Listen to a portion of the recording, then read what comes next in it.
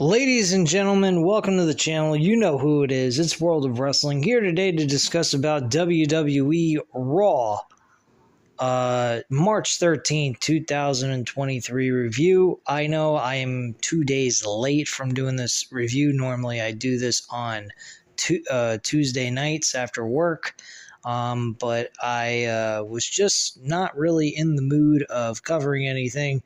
So I'm giving you a double dose of reviews tonight with first off with Monday Night Raw and then following AEW Dynamite. I will go ahead and provide you guys the normal everyday review for that.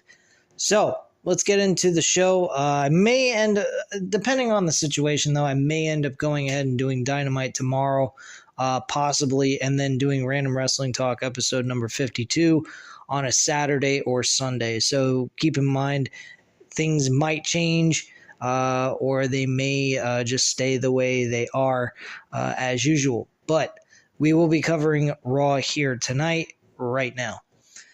My thoughts on Monday Night Raw this past Monday was the show was not bad. It was a little bit, there was some, fluff stuff in here, just filler shit. That didn't really do much for the show. The Kevin Owens, Sami Zayn situation is being dragged out when we only have a few weeks left.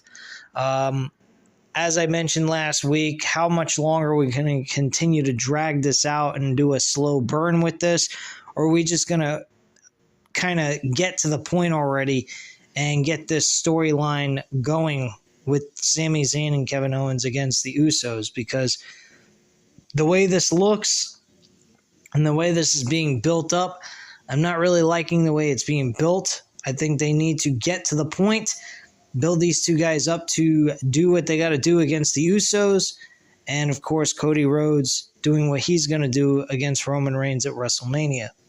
That's just my thoughts on that. Solo Sikoa and Kevin Owens closed the show in a street fight where Solo Sikoa actually won, with Kevin Owens getting super kicked in the face by Jimmy and Jey Uso.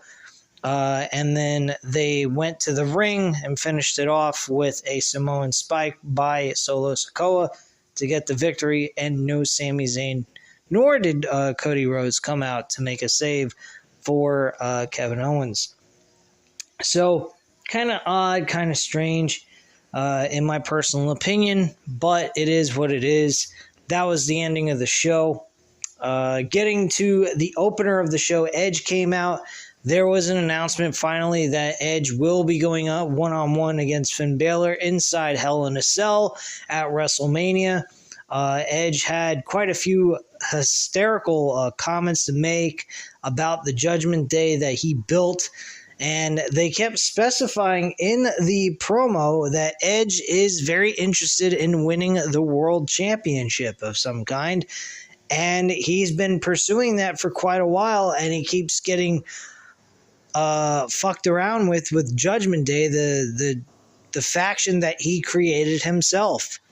So there's implications of possibly this is a retirement match for Edge. Maybe Finn Balor walks away victorious inside Hell in a Cell at WrestleMania, or this means that Edge will get his vindication and finally get revenge on the Judgment Day through Finn Balor and move on to focusing on trying to win the World Heavyweight Championship. I'm not sure. I haven't heard any rumors of Edge retiring after WrestleMania this year. So, I mean, there's been rumors going around that in the next year or so he will be retiring, but they never said that he's going to retire this year. So, depending on how the match ends, that's going to be an overall call on what's going on with Edge at the end of all of this. So if Finn Balor wins, that kind of gives us a clue that Edge is retiring at this point, and this was his retirement match. Otherwise, I think this is Edge's match. He's going to walk away victorious, and that's the way it's going to be. I also believe this match should be the main event of night one. I don't think it should be the tag team titles because the tag team titles have been slowly being built up too much to the point where there's not enough build going on for the remaining weeks that they have left, so that there's a lot more friction. The only friction we're seeing is the individuals getting destroyed by the Usos and Roman Reigns. So personally, I don't see that as the number one focal point at this point. I think Edge and Finn Balor is the focal point because they have been building this storyline up all the way through, from beginning to end. Since WrestleMania 38, we have seen the Judgment Day attack Edge on countless occasions and pretty much prevent him from focusing on his primary goal, and that's winning the World Championship, which is the main story of Edge.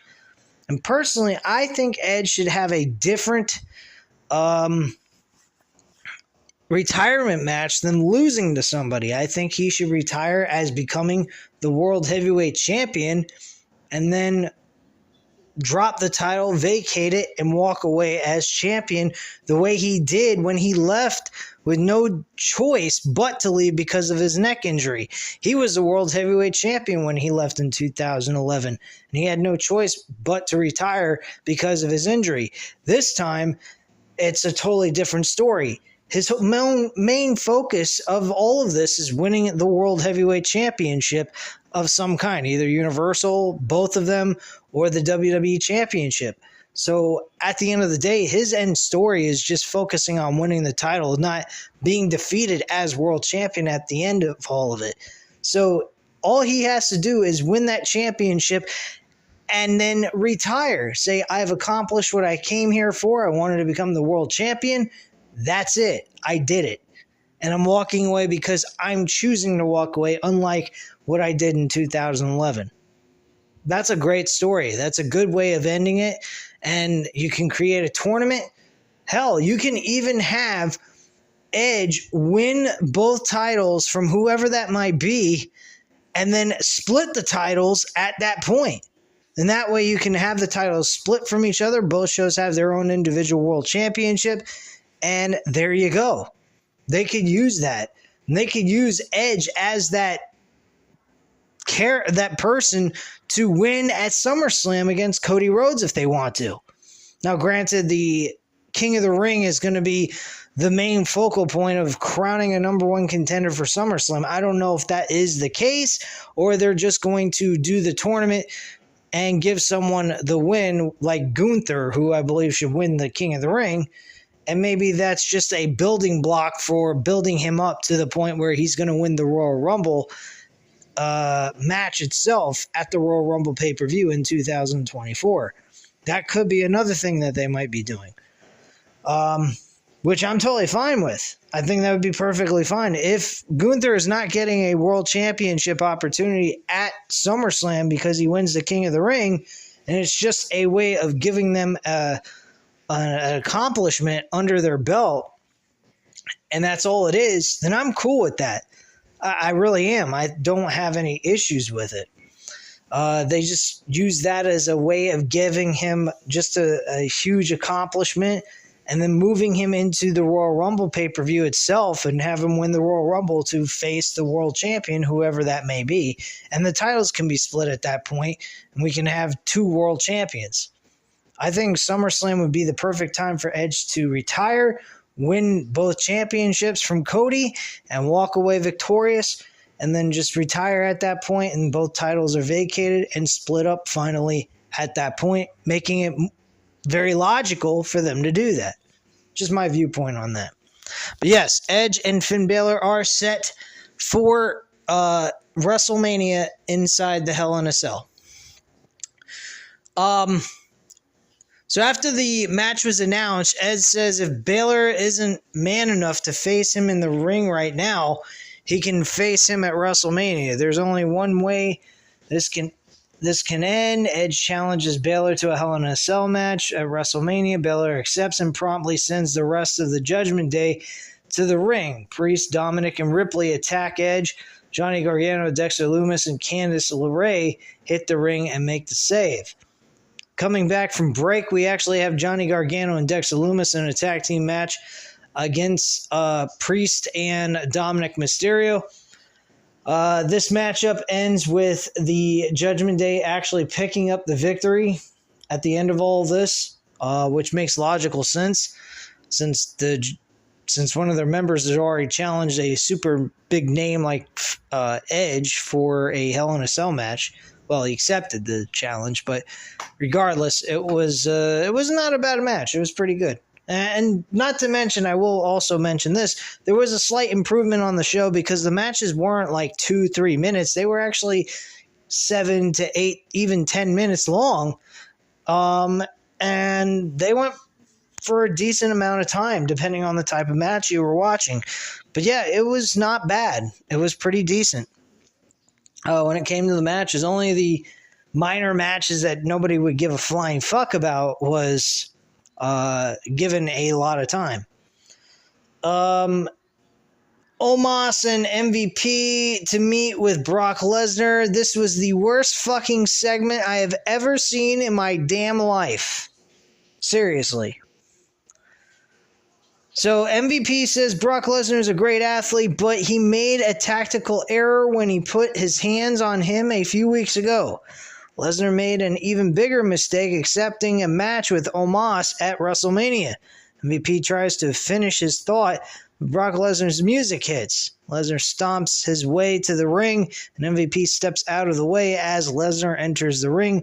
Omos and Lesnar stare each other down and get a holy shit chant from the crowd while they have a stare down. Omos puts his fist in Lesnar's face before offering him a handshake. The crowd chants Suplex City, and Lesnar accepts Omos's handshake. Omos won't let Lesnar's hand go, and Lesnar stomps on Omos's foot and tries a German suplex. Lesnar can't get Omos up.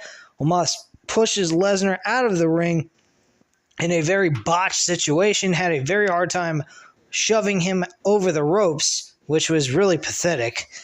And the referees and officials run down to the ring to break it up, and Lesnar looks worried. Lesnar says, okay, asks for his hat, and walks away. I think this was a pretty lame and pathetic fucking segment. I have no interest or care in this match at all. This will definitely be a piss break and probably one of the worst matches Brock Lesnar has ever been a part of for a WrestleMania pay-per-view. Just my viewpoint on that. Cody Rhodes versus LA Knight. Very good matchup. I enjoyed this one for what it was. Cody did walk away. Unfortunately, LA Knight's been on a losing streak, which I'm not liking at all. I think this is really shitty for him to have to be on this losing streak, but it is what it is, I guess. But Cody Rhodes picks up another victory, and obviously they're not going to have Cody Rhodes go ahead and lose going into WrestleMania. That would be fucking dumb. So after the match, Rhodes says Mr. Heyman keeps telling him to stay out of the bloodline business. He would like to reiterate, he doesn't work for Heyman. Mr. Heyman keeps saying not to make this personal. It's been personal since day one.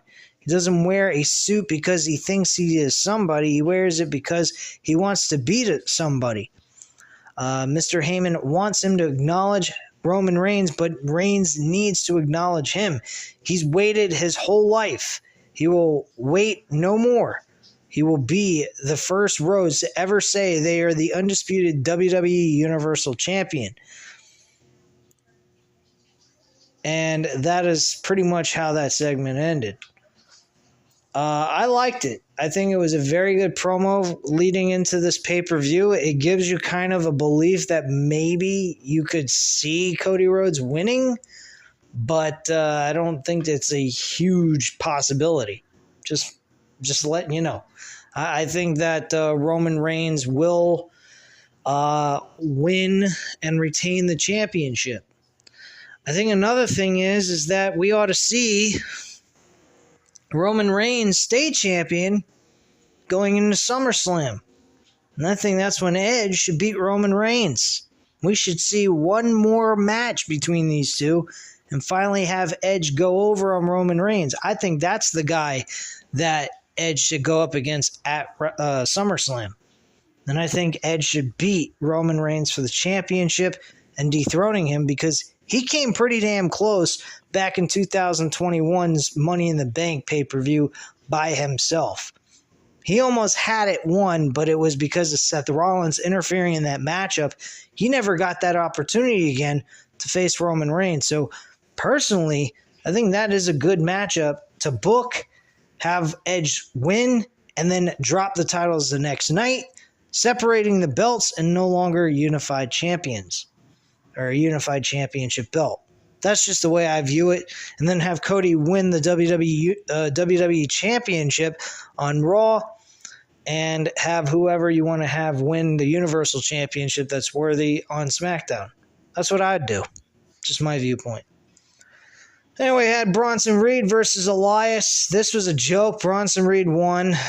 Rick Boogs outside taking notes of shit that doesn't even really matter. Lita and Becky Lynch barge into the trainer's room to check on Trish Stratus's health because she was attacked earlier in the show. Gable's still looking for Otis during this segment. So we also had a backstage segment with Kevin Owens being interviewed by Kathy Kelly. He pretty much was asked, is he at all interested in help with Sami Zayn?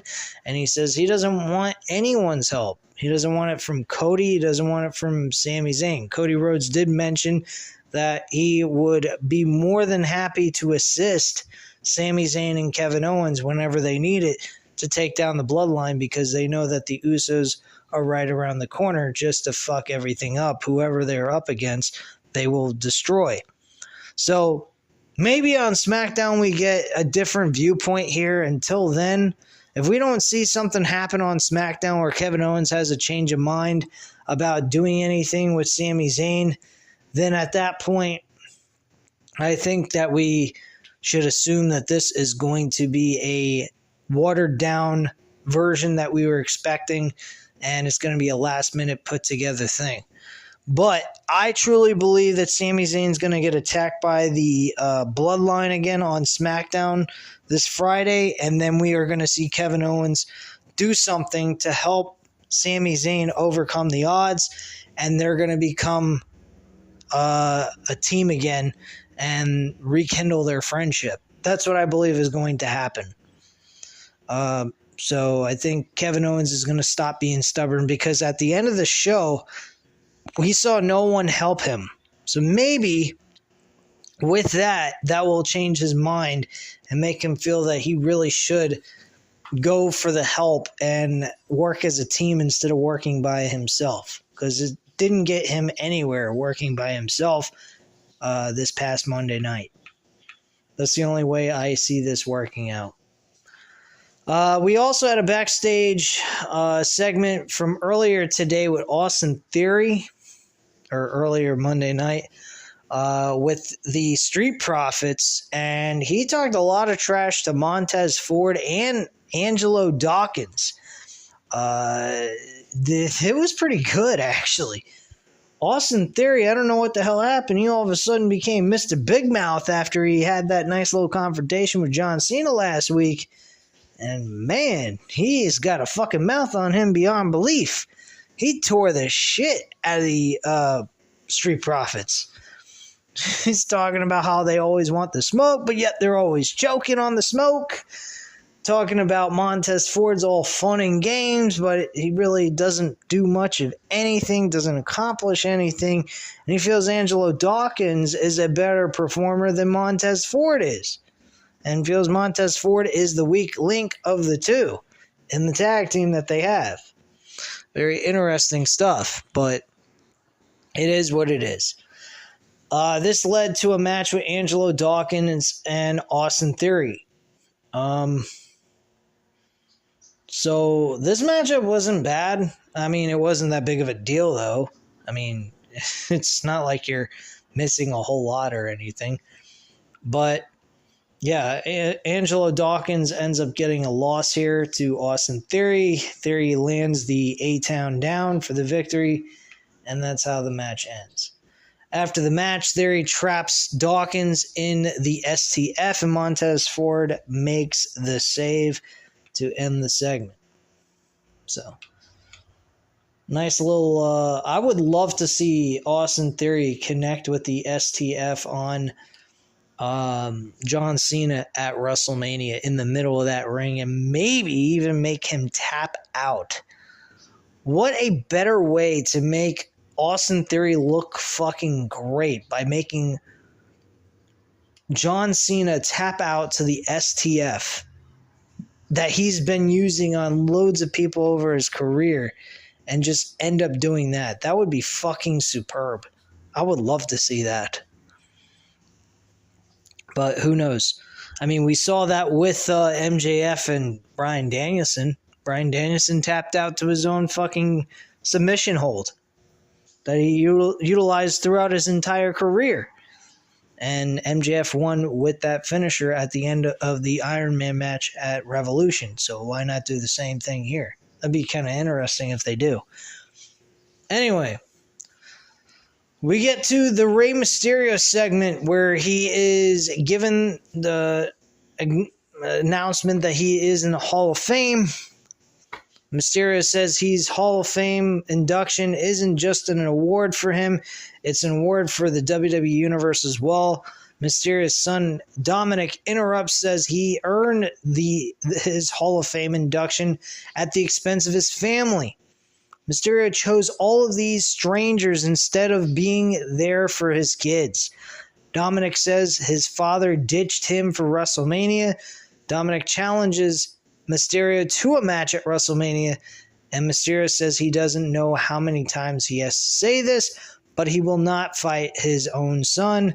Mysterio walks away, and Dominic brats him as he walks up the ramp, basically telling him that he is a-hole of a father and that he is not somebody he should follow after as a parent and as a man. He also mentions about how his father did not get him a Mercedes-Benz vehicle like all of his friends did in high school, and instead his dad got him a BMW, and it wasn't an M6 series.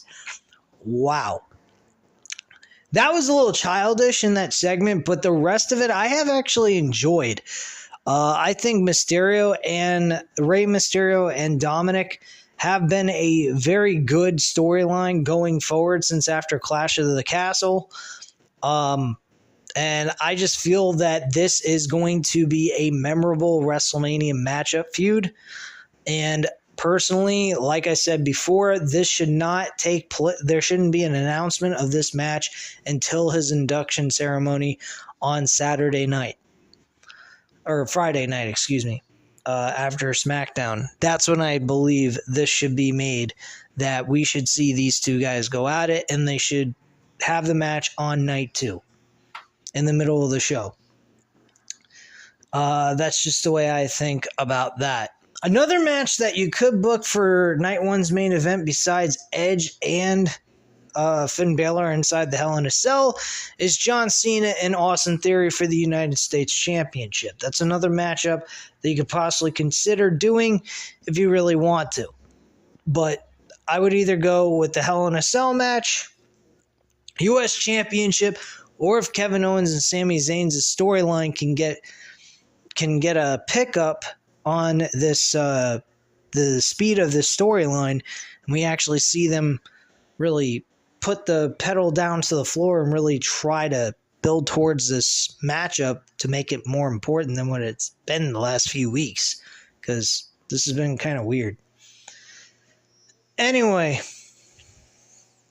moving forward here.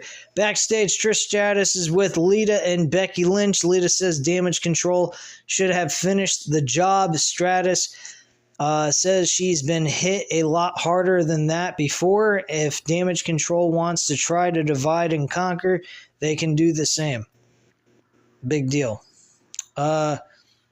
Earlier in the show, Seth Rollins was interviewed about Logan Paul. He did a lot of Miz and Logan Paul, or Miz and Seth Rollins were backstage kind of talking, and Baron Corbin came in there, was looking for a assistant host position for WrestleMania, and Miz did not have that kind of swing to go ahead and allow him to be able to do that. So he wanted to train Seth Rollins to do some boxing since he has boxing experience, and Seth Rollins would have rather had his 2-year-old teach him how to box than him, and he said, well, your 2-year-old is just a 2-year-old kid. She doesn't know any better or doesn't know anything about boxing. So this led to a matchup between these two being booked. He was like, well, if I can beat you in a matchup, I ought to take your spot at WrestleMania, Seth, and face Logan Paul myself. And he said, well, apparently that's a challenge, so I accept. See you in the ring. And that was that. So Seth Rollins faced Baron Corbin in a very short matchup, won with the curb stomp by jumping off of Miz's back, connecting with the curb stomp onto Corbin, and getting the 1-2-3. And that's how the match ended. We had a backstage segment with fucking Chad Gable. This thing with the Maximum Male Models just needs to fucking go, please. Like, get lost. This sucks ass beyond belief. I'm not very happy with this at all. I think it's trash beyond belief.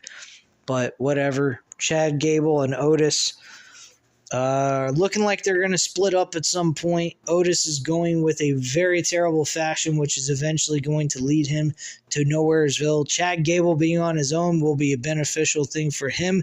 He will succeed if they book him and actually utilize him correctly and put him in important spots. That's just my viewpoint on that, and I think he could succeed if they actually give him a chance. Bianca Belair went up against Chelsea Green in a very whatever matchup. I don't really particularly care for this. I don't even care for Asuka and Bianca Belair. For the build-up going into this has no purpose. It is meaningless garbage. The only thing that's noteworthy is the match is going to be good. These two women are going to produce a good matchup, but that's all it's got. The rest of it, storyline-wise, there's nothing going for it. It's nothing positive. Bianca Belair won with the KOD, Kiss of Death, and got the victory. After the match was over, Carmella and Green attack Belair, and Asuka hits the ring and makes the save. Asuka picks up the Raw Women's Championship and refuses to give it to Belair while she goes ahead and parades around with it and plays air guitar as if she's Hollywood Hulk Hogan. I have no idea why the hell she was doing that. I don't know what her fucking purpose is, but it was really retarded. Belair tries to take it, but Asuka starts to spew blue liquid out of her mouth. Like, this is not that big of a fucking deal. Okay, you got blue mist. What are you, the Great Muta now? Like, who gives a shit? This is meaningless garbage. It doesn't have any story. There's no progression to it. There's nothing going on.